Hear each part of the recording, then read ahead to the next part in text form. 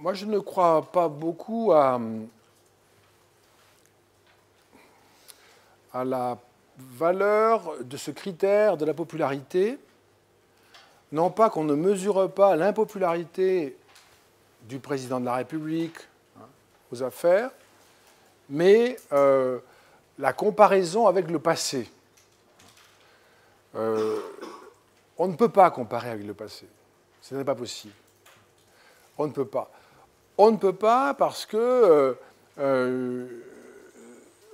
ce que j'ai expliqué longuement à l'instant crée une situation qui d'ailleurs n'est pas exactement nouvelle, qui ne date pas d'aujourd'hui, crée une situation qui place les responsables politiques devant l'alternative suivante, ou bien annoncer de grands chambardements, ce qu'ils ne font jamais, en tout cas jusqu'à présent ils ne l'ont pas fait, ou bien voir, sans les avoir annoncés, les grands chambardements, les grands changements, les grands bouleversements se dérouler, et à ce moment-là, on leur reproche évidemment de ne pas avoir vu venir, de ne pas avoir prévenu, de ne pas avoir annoncé, discuté, etc.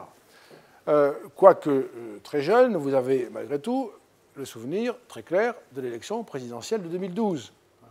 Et vous savez, comme moi, que pas un candidat, pas un seul candidat, c'est assez facile, pas un seul candidat n'a évoqué ce que je viens de dire en introduction. C'est-à-dire, pas un seul candidat n'a dit, vous savez, plus rien ne va rassembler, en gros, à ce qu'il y a aujourd'hui.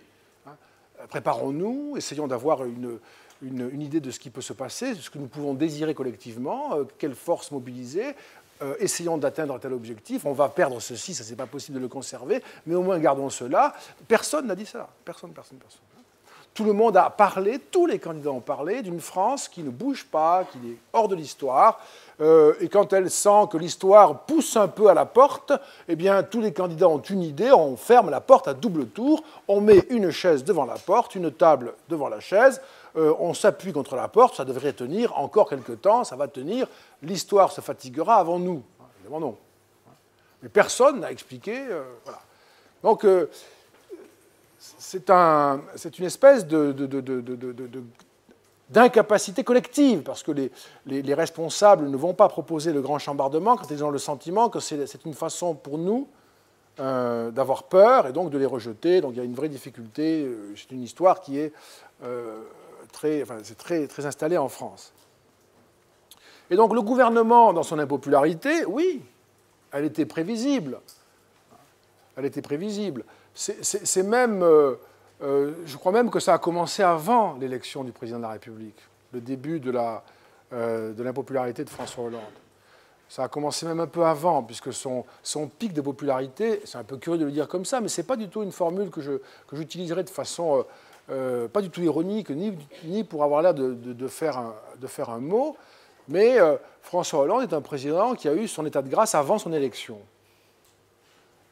Il a connu son état de grâce quand il a été choisi par le Parti socialiste, au terme des primaires, pour être le candidat qui allait s'opposer à Nicolas Sarkozy. Et dans l'opinion, il y a eu à ce moment-là en France le sentiment que quelqu'un était disponible pour changer le pouvoir sans drame. Et de ce point de vue-là, ça a créé une espèce de soulagement. Les Français, en gros, voulaient une alternance en 2012. Ils voulaient que Nicolas Sarkozy s'en aille.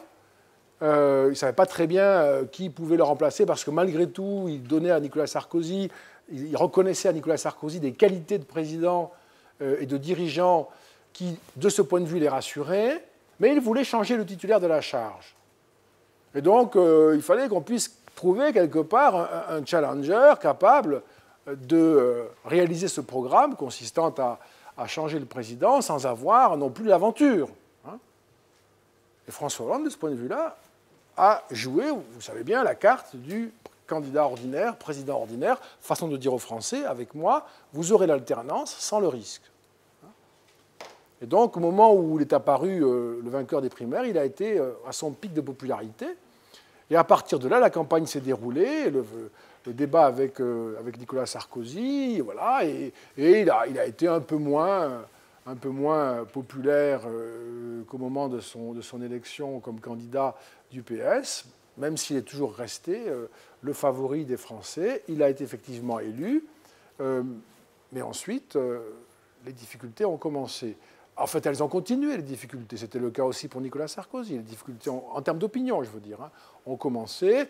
Et si nous avions une alternance aujourd'hui, ou si nous en avons une en 2015 ou en 2017, n'en doutons pas, le futur président sera très vite très impopulaire et sans doute plus impopulaire. Ce ne sont pas des indicateurs que l'on peut mesurer dans le temps parce que ces temps sont trop différents pour qu'on puisse établir une équivalence entre, par exemple, la popularité de Georges Pompidou. Vous pensez bien que Georges Pompidou, la France est démographiquement jeune, il n'y a pas de déficit budgétaire, il n'y a pas d'endettement. Il y a des ingénieurs partout, on invente des tas de trucs, notamment, je vous ai dit, le TGV, le Minitel, la carte à puce, j'en ai cité 3. Le pays est prospère, on fabrique l'Europe, il y a la guerre Est-Ouest qui nous met à l'abri des États-Unis, on profite d'un monde clivé, on en tire tout un bénéfice. L'Allemagne n'est pas réunifiée, enfin, c'est une France parfaite. Hein. Comment ne pas être relativement populaire dans un monde, je dirais, aussi facile à gouverner, hein. Après, quand tout ça disparaît, se disloque, se modifie, comment voulez-vous être populaire, hein? Bon. Et je voudrais émettre une critique à l'égard de cette notion de popularité. Ce qui compte, vous savez ça, mais il faut quand même faire attention à ça, la popularité, c'est mesuré par des instituts de sondage qui font un métier honorable, hein, mais qui n'ont pas l'autorité de l'État, ni la légitimité du corps électoral. Et ce qui compte dans les systèmes politiques, c'est la légitimité des gouvernants. En démocratie. Vous n'avez pas dans la Constitution française une obligation de popularité. Heureusement. On ne dit pas, article, je ne sais pas, 58, imaginons, hein, à partir du moment où la Sofres considère, ou l'IFOP, que tel président est en dessous de 15%, il doit démissionner. Il n'y a pas écrit ça. Bon. Donc, l'impopularité, c'est un fait assez artificiel, hein, qui se mesure pour tout le monde aujourd'hui. Demandez aux Français s'ils aiment leur Parlement, non. Est-ce qu'ils aiment la presse? Non. Est-ce qu'ils aiment l'Europe? Pas assez, voire non. Il n'y a aucun pouvoir qui trouve, grâce à leurs yeux, même les pouvoirs locaux commencent à subir l'épreuve de l'impopularité. Ça veut dire qu'on est en crise, c'est ça que ça veut dire. Voilà. Ce qui est peut-être plus significatif, ce sont les réponses qui font que nos concitoyens considèrent que le futur, collectif ou individuel, annonce une situation moins favorable que celle vécue aujourd'hui. C'est-à-dire le fait de se situer comme citoyen, quand on vous interroge dans une perspective négative, de dire « moi, aujourd'hui, ça va mieux que demain », ça c'est un indicateur plus intéressant, parce que ça veut dire que les attentes, les projections que l'on fait les uns et les autres, mesurées par l'Institut de sondage là aussi, eh bien, sont pessimistes. Et donc ça mesure là plus précisément une perception qui est peut-être plus intéressante et plus utilisable pour les responsables et les citoyens. Et encore un dernier mot là-dessus, on ne trouve pas de popularité particulière dans l'offre politique, hein. On ne trouve pas il n'y a pas de dirigeants qui soulèvent, je dirais, la foule des sondés, hein. Il n'y a pas vraiment ça. Il y a une impopularité presque généralisée. C'est une espèce d'affaissement.